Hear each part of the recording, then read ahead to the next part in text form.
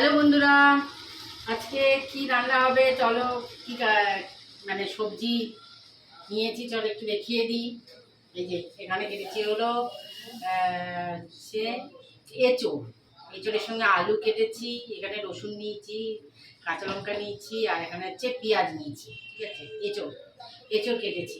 আজকে একটু দেরি হয়ে গেছে আমার, অনেকটা দেরি হয়ে গেছে। এটা হচ্ছে উচ্ছে কেটেছি, এখানে আমও কেটেছি। ঠিক আছে, এখনো পর্যন্ত এটাই মানে করেছি। দেখা যাক আর কি করি। আর এখানে অলরেডি বসে গেছে এই যে আমার মিনিদের মাছ।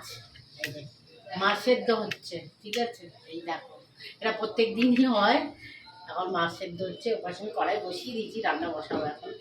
আজকে একটু দেরি হয়ে গেছে। চলো রান্নাটা রাতে সেরে নিই, পরে ভিডিওতে আবার দেখা হচ্ছে। টাটা।